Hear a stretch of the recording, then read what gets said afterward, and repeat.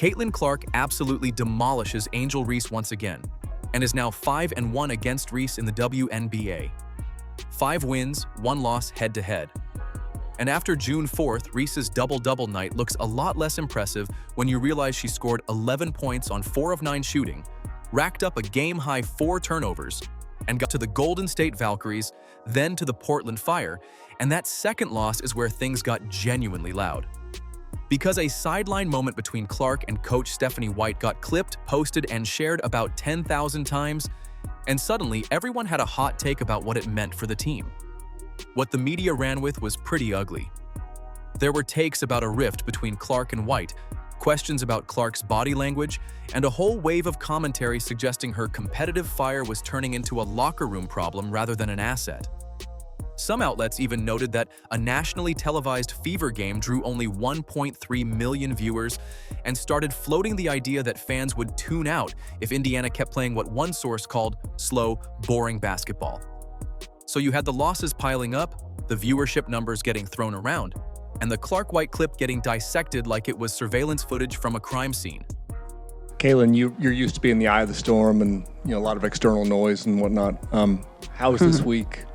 How are you feeling about this week? It seems kind of Yeah, I've got that question from a lot of people. A lot of people have called me and asked how I am, and I said, "What do you mean? I'm great." I think a lot of self-reflection for everybody. Like, you look yourself in the mirror and you find ways to get better. That's certainly what I did. Clark's response to all of it was almost boring in how calm it was.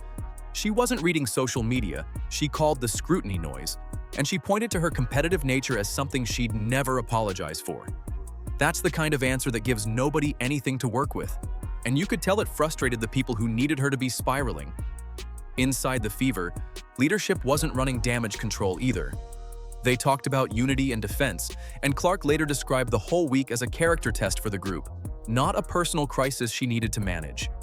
Usually you're playing and you have day off and you're playing, and I think obviously losing by 20 and, having 5 days for everybody to talk about the way we played maybe wasn't to the best for us.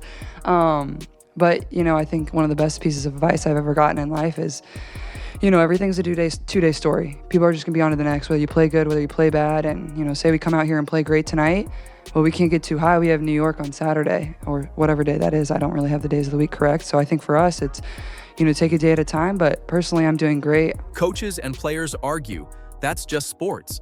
But the media needed the Clark White moment to mean something bigger, needed it to be a fracture, because a fracture is a better story than 2 competitive people who both hate losing. What was actually happening inside Indiana's locker room was a team that, according to Clark herself, poured into each other after that Portland loss and let the bad week change their energy going into June 4th. Then stack the Atlanta angle on top of all that, because it made everything even harder. The Dream rolled in with a 6-win, 2-loss record, the second best in the league, playing well and feeling confident. And of course, the Clark versus Reese narrative was already fully loaded as the main event, with every sports media outlet ready to write whichever version of that story the game gave them. So the Fever walked into this game and feel good about their chances.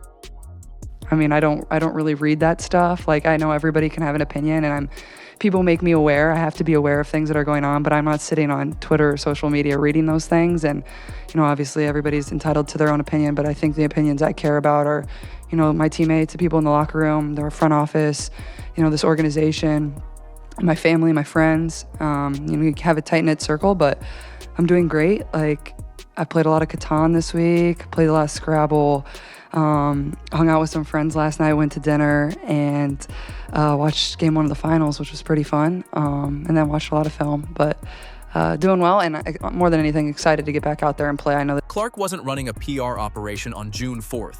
She was playing basketball, and the people who spent the week writing about a Fever collapse were about to find out what the difference between those 2 things actually looks like. Atlanta came in as the second-best team in the league, and Indiana came in angry and focused. And only one of those things actually mattered once the ball went up. Angel Reese finished with 11 points and 10 rebounds, and if you scroll past that line fast, it sounds decent enough. Double-double, right? But sit with the full stat line for a second, because 4 of 9 shooting is nearly half her shots not going in, and those 11 points came on a night when Atlanta's entire offense collapsed to a season low. So Reese didn't anchor anything. She went down with the ship along with everyone else. Angel Reese, part 9! Get ready, she's gonna whine! Let's get it! Bang! Easy stat for you. 19% of her shots are either blocked or an air ball. 19% of the time, they don't hit the rim! Bang! Holy mackerel! It's a Caitlin Clark cameo! No, don't do it to him! Protect the kids! Bang! He's a foot away, should be an easy putback, right? 19%!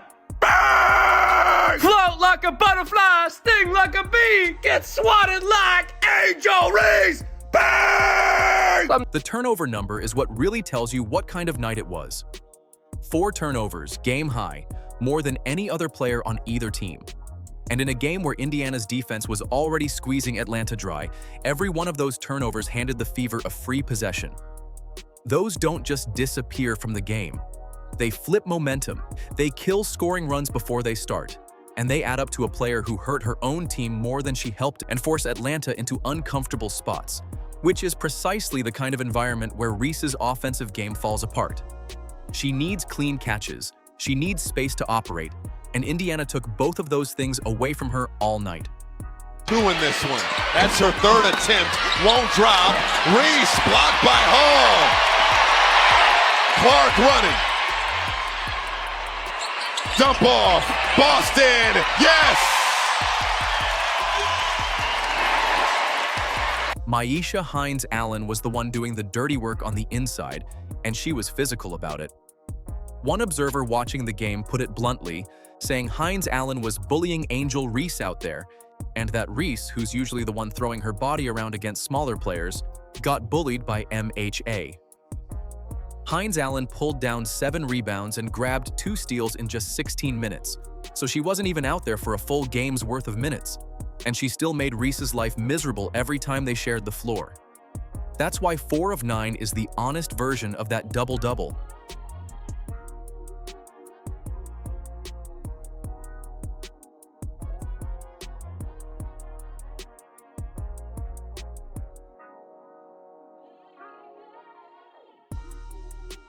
The 10 rebounds don't hold up to much scrutiny either, because Atlanta was clanking shots all over the place. Record in this head-to-head, and no good explanation for any of it. Sometimes you just wonder if she says, F it, the rim's up there somewhere, has to be, right? Bang! Dirty player, look at her. Watch this, elbow to Caitlin Clark's head, send her to Guantanamo Bay! Bang! Go ahead, review that. What's been planted longer, a full-grown maple tree or Angel Reese in the paint? How about it? Bang! Maple? But what about butter? Butter? Butter pecan! Bang! Kelsey. Reese attacking, blocked by Boston. Clark quickly, a dime, Mitchell the lane. 7-0, Indiana run. Atlanta briefly grabbed a 43-42 lead going into that third, and then Mitchell just took over. Pull-up 3, bucket, another bucket, and by the time she finished her personal 11-0 run, the Fever led 58-43. Happens by accident, and it's not one player getting hot in isolation either. Clark was shooting 6 of 17 from the field at that point, 2 of 8 from 3. So Mitchell's explosion didn't just win a quarter, it gave the Fever a path to win the whole game without needing Clark to force anything. Mitchell penetrates, Mitchell, automatic. That's what a real team looks like. Clark didn't start throwing up bad shots trying to drag Indiana across the finish line herself. She kept moving, kept finding people, kept running the offense, and trusted Mitchell to do exactly what Mitchell does when she's locked in. Clark even talked about it after the game, describing how she found Mitchell in transition for a layup, and felt she commanded the game overall, and especially that quarter really well, by facilitating instead of forcing.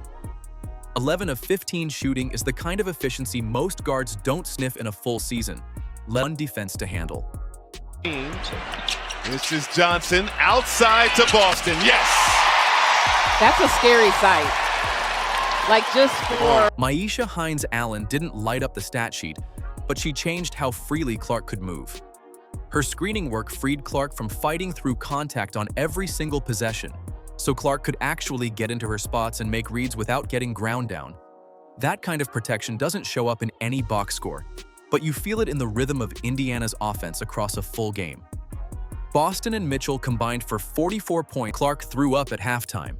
Not feeling a little off, not playing through a headache. She tried to eat some applesauce, it came back up, and then, as she put it after the game, everything else in my stomach also came up. She found a trash can, pulled 18 points, 8 assists, and 7 rebounds. The near triple-double is the easy number to point to, but mates into their spots, picking her moments instead of forcing volume, and doing it all while physically compromised in the second half of a tight game. Oh, sidestep Clark. Sick!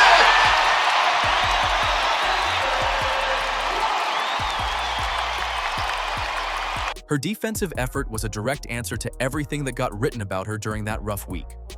Multiple outlets had questioned her commitment on that end, so she went back and watched defensive clips with coach Brianne January to find ways to make things easier on herself.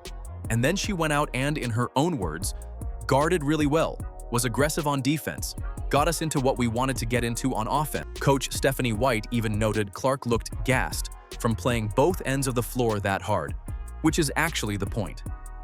What Clark figured out in the second half, after losing everything in her stomach, was that she could still control her reads, her movement, and her defense even when her shooting touch was gone.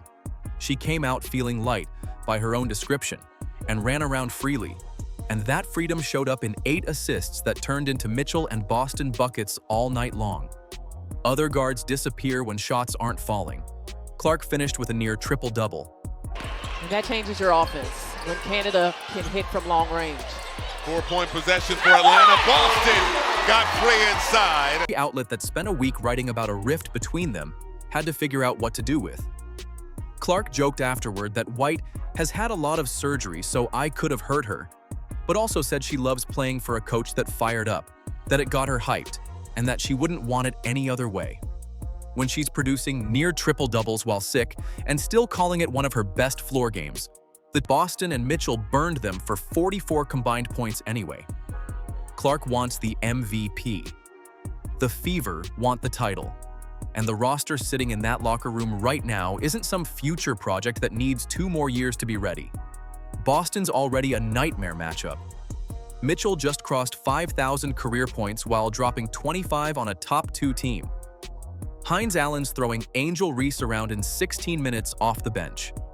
Clark's producing near triple-doubles while sick and calling it one of her best floor games. The pieces are there, and June 4th is what it looks like when they all work at the same time. Are you Team Clark or Team Reese? Sound off in the comments below. Don't forget to like, subscribe, and turn on all notifications so you don't miss out on all things basketball. Click the video on the screen, and we will see you in the next one.